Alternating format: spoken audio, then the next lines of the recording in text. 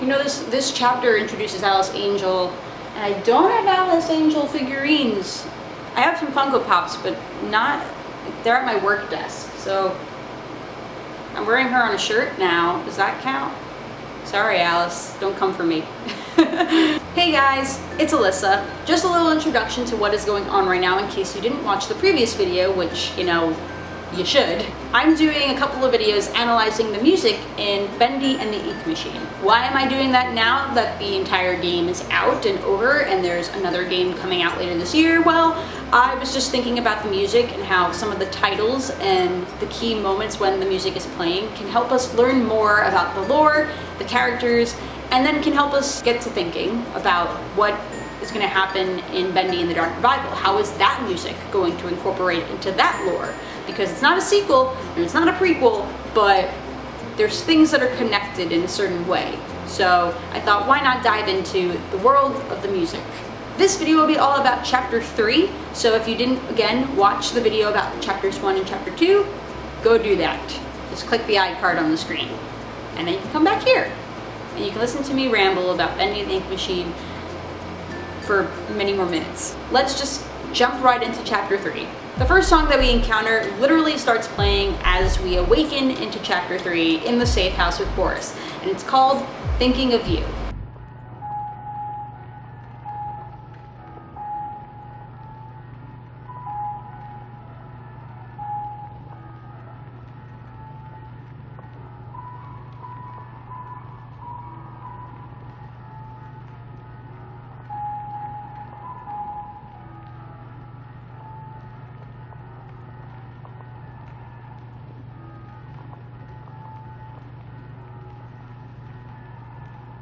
There's a soft piano, some like very slow strings, and the music is just so relaxing. Like, you know you're in a safe house. You know you're safe. You're with your buddy Boris, with man's best friend. The song actually shares the same tune to the opening of a song called I Don't Want to Set the World on Fire by the Ink Spots. Even if this song does not relate to Bendy and the Ink Machine like the original song, knowing that it could have been inspired by a song by a group called the Ink Spots is pretty ironic, don't you think?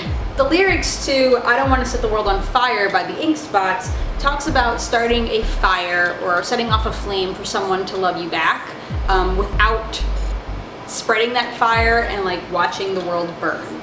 So again, I don't think that really relates to Bendy and the Ink Machine or whatever's happening while Thinking of You is playing, but that helps. Co-creator theMeatly actually stated that there were going to be lyrics in Thinking of You, but because it would have been really distracting for the player when they were like in the safe house doing tasks, that he just decided, hey, I'm just gonna take them out. So I don't know what those lyrics could be. Like, please, Meatly, release it. I wanna know. It's probably really good.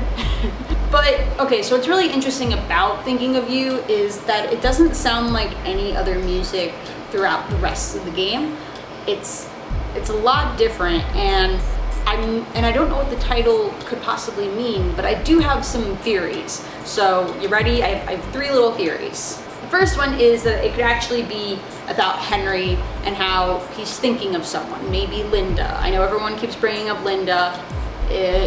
Henry brings up Linda a couple of times. It could be his wife, it could be his girlfriend. Perhaps Thinking of You refers to him being in the studios, being in the safe house for a little bit of a while now, as we can see from the tally marks of how many times he's played cards with Boris, and he's thinking of her. So that could be one thing.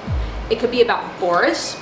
I mean, he's in this safe house. He probably was a human worker at some point. We're not quite sure who he is. Could be Wally Franks. Could just be another like mechanic. It could be him like subconsciously thinking about who he once was, thinking of you, could just be thinking of you, thinking of who you were. So my last little theory about it is pretty out there, and it might blow your mind a little bit, and you can let me know if I'm way off. Like, here's the point, and I'm totally off the point. But what if Thinking of You is about Henry thinking about how Boris is going to die and Henry can't save him? So at this point, when you played the game the first time, we don't know that Henry's in this continuous loop. But the second time that we play, we have the seeing tool. We can see that he knows that he can't save Boris and he's upset about it. So what if thinking of you is foreshadowing about Henry is thinking of Boris and how he can't save him. He's been in the safe house with him again and again and again. He's hanging out with him and he can't do anything. So he's thinking of him. And that's why it's so sad, calm sounding. Yeah, I got real deep with this one. And guys, this is just the first song. Just the first song. The second song that we hear is called Former Glory. And this is when you first walk into like the toy shop area of the studios. Wow, I don't remember any of this.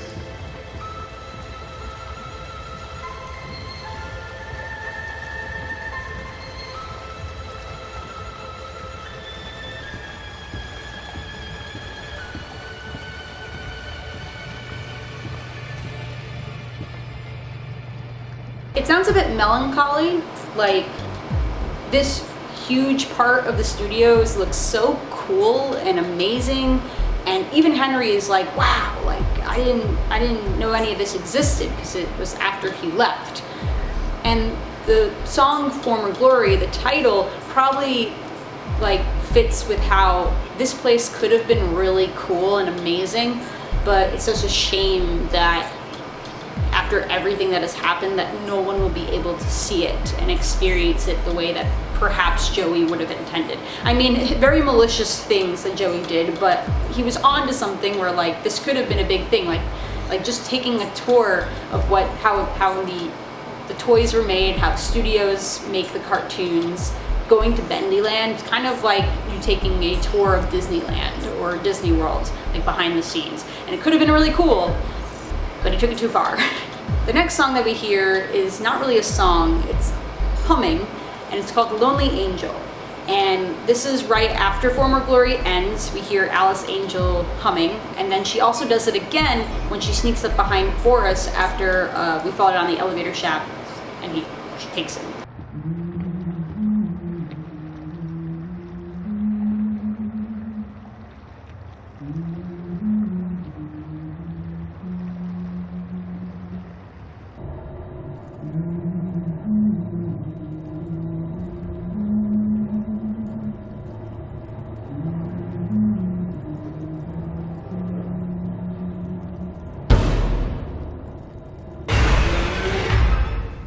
The humming version of this song is really mischievous sounding and kind of eerie, like it's supposed to be a little scary. You don't, like the first time you hear it, you're like, where is that humming coming from? And at this point we didn't know that Alice Angel was, you know, Alice Angel. So we're like, wait, what is that? Is that Alice Angel? I'm not quite sure. Where's that coming from? So, ooh, it's kind of creepy. But the actual song, Lonely Angel, is really sweet and angelic. So this one is like the complete opposite. It's like dark and seductive. So I'm assuming that this is one of the songs that Alice Angel sings in the cartoons. She's probably one of those characters that whenever she did make an appearance, there was a time where she sang a song. So this particular song was probably drilled in Susie's head when she was rehearsing constantly, trying to perfect her Alice Angel voice, and then never became Alice Angel. The next song that we hear is the iconic I'm Alice Angel, which plays when you first step into the room and you first encounter the angel herself.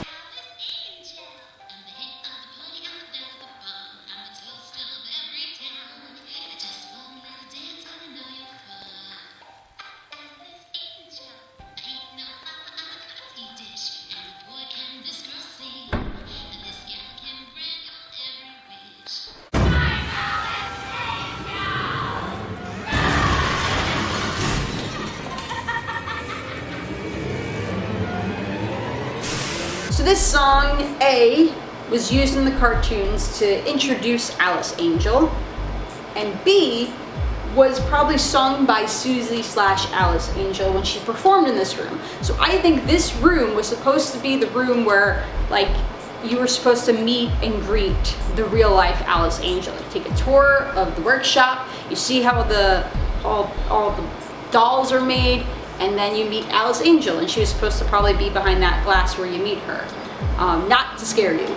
See, like, remember, like, Joey was like, I want people to meet my character, shake their hand, and this was probably the place where she was supposed to be. The next song that we hear is Who's Laughing Now, which starts playing right after the jump scare when Piper comes out of the poster.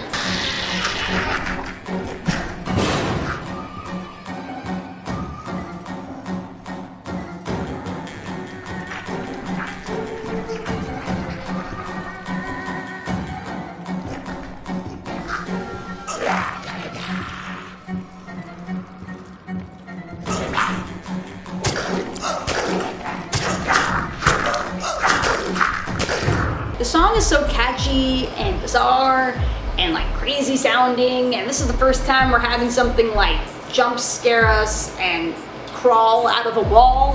But why does this song play when we encounter a Butcher Gang member? Because Who's Laughing Now was written next to the dead Boris that was in chapter 1, and that has nothing to do with the Butcher Gang. And who's the who? I don't know. It could be intended for Henry by Joey, could be, or it could be from the tunes and the people that turned into ink monsters to Joey. I'm not quite sure. So if you know Who's Laughing Now is about, also leave in the comments below. See, we're gonna work together. Let's all think about Bendy and the Ink Machine together. There's a song that immediately follows Who's Laughing Now. Like right after you kill the Piper, you hear a song called Old Friends, New Faces.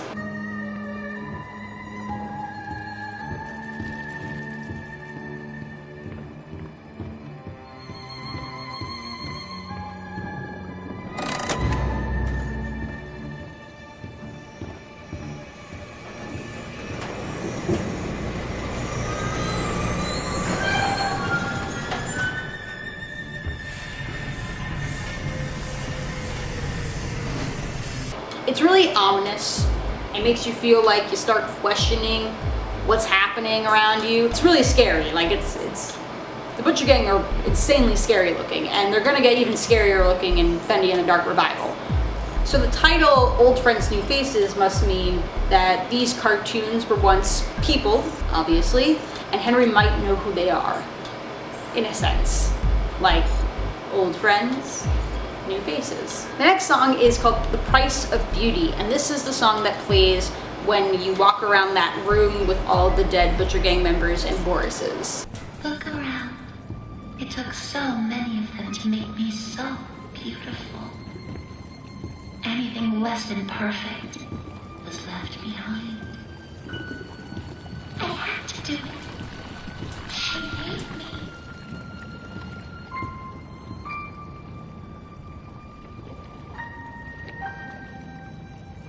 So the song obviously means that Alice was once beautiful and now she's not, and that the price of the beauty is that she took the hearts out of all of these tunes just to make herself beautiful again. Yeah.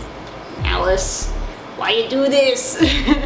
So right after that, we go and actually meet Alice Angel for the first time. We get to really see what she looks like, who she is. And there's a song over her monologue called The Dark Puddles. Puddles? It's a buzzing, screaming well of voices. Bits of your mind swimming like fish in a bowl. The first time I was born from its inky womb, I was a wiggling, pussing, shapeless slug. The second time, well, It made me an angel. I will not let the demon touch me again.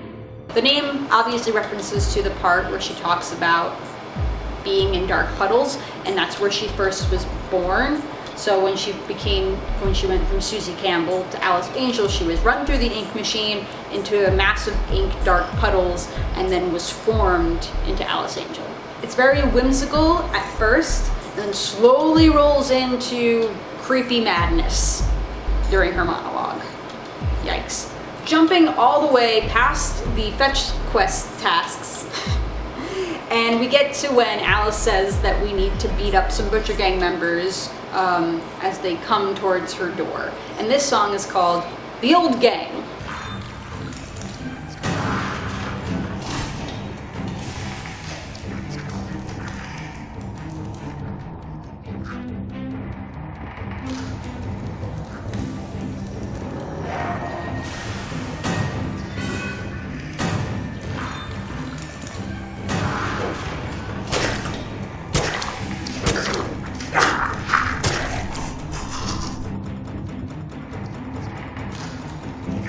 This is actually a mixture of Who's Laughing Now and Old Friends, New Faces into kind of like one song, but makes it a lot more fast. Very fast. The title could be referencing to how this is the Butcher Gang and they're back at it. The old gang's back together, gonna beat up and terrorize people. Yay. They're so creepy. They're gonna get creepier. I don't like, no. But I hope we learn more about them. I would love to learn more about the Butcher Gang. Like, who were they? Why did they look the way they look? I need to know. Please tell me. And then the final song for chapter 3 plays whenever the projectionist sees you, and it's called Real Fear.